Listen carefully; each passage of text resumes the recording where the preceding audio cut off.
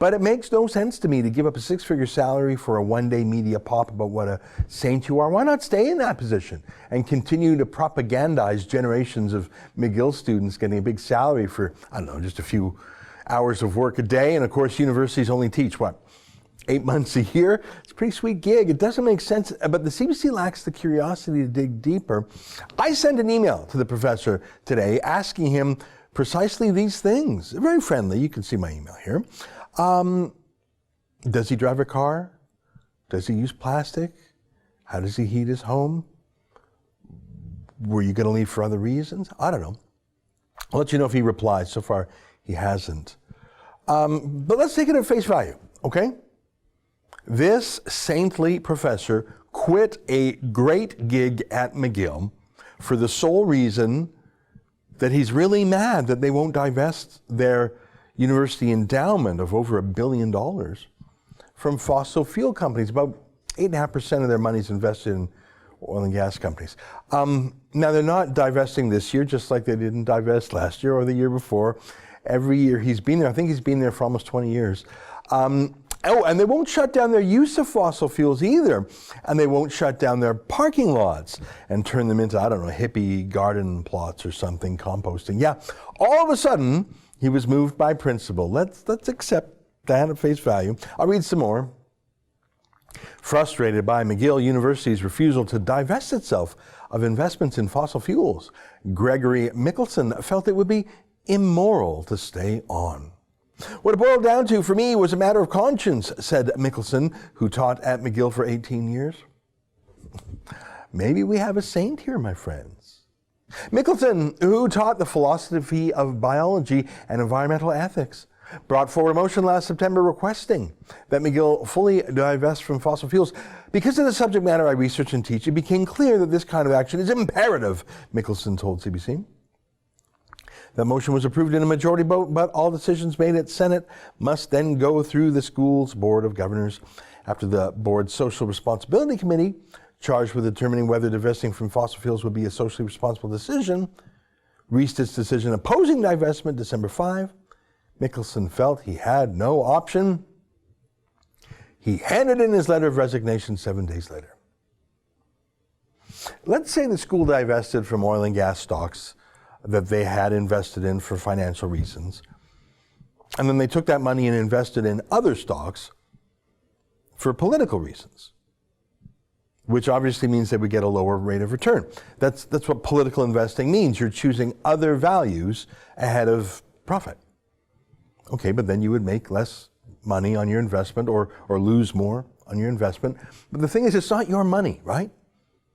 It's money that donors have donated for the benefit of the school, for the benefit of the students. So the school, if it had less money because of lower returns, it couldn't do certain things. It couldn't hire certain teachers. It couldn't pay for certain expenses. Maybe students would have to pay higher tuition. So you'd be imposing your own political taste on other people at their cost.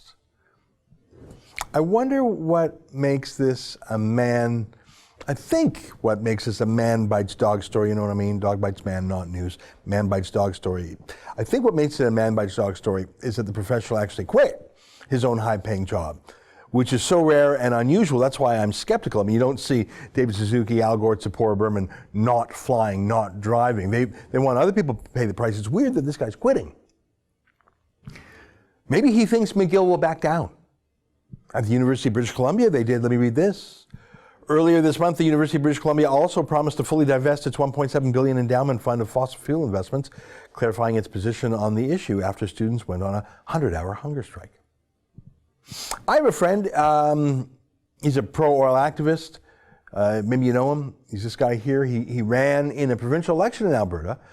I feel like I helped discover him in a way when I was doing a video on the street in Vancouver in support of ethical oil. His name's Bernard Hancock, or as he's also known, Bernard the Roughneck. He's spoken at a couple of our anti-carbon tax rallies for the Rebel. Anyways, he's working in this cold. Look at that. He just posted this to Twitter the other day. Look at how cold he is. It's minus 40 where he is. That's just from the moisture of his breath. Oh my God, I'm cold just looking at that.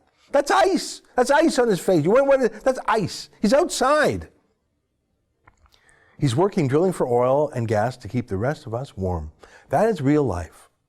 I like to joke, so many people, especially young people, don't know how things are made or where they come from. I mean, I barely do.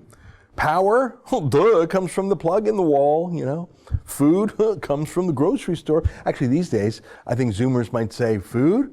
Well, it comes from Uber Eats. It comes from Skip the Dishes, an app that delivers my avocado toast to me in my condo for $25. So I think that too many people forget that stuff is actually made, probably outdoors, probably using fossil fuels, with great industrial and human effort like Bernard was doing there. The most opposite world possible from that of the McGill professor storming out in a huff because his school's governors won't do what he tells them to do, even though it's against the school's fiduciary duty. Imagine the luxury where you can quit your job over that. I bet a lot of people would like to have that kind of job. Now, I found the professor's biographical website. It wasn't hard.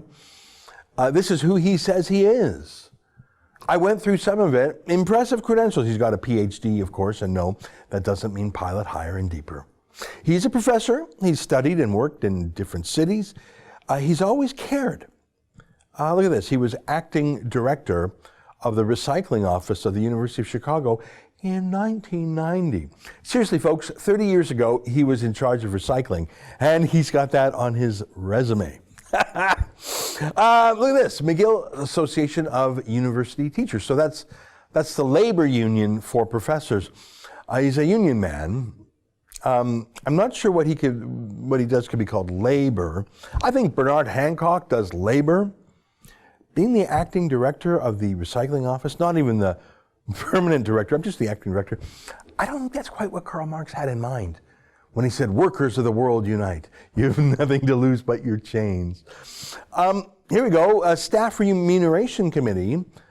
I note he was on the committee for salaries and whatnot. Got to get paid, absolutely. He was on the Collegiality Committee. In fact, he chaired it, and he was a member of it 5 years. He was on the Collegiality Committee. Now, I don't know what that means. I wonder if the Collegiality Committee is indeed collegial. I wouldn't know. This just jumped out at me. Apparently he was in a band. I think that's what that means. Megalith, lead singer, 2008-2009. That's pretty impressive. Now, I couldn't find any videos of Professor Mikkelson singing, but this video purports to be a band called Megalith. I searched on YouTube. This band is called Megalith. I don't know, maybe there's more than one. And I should note that this appears to be a year after our professor left the band, but let me give you a flavor of Megalith. Take a look.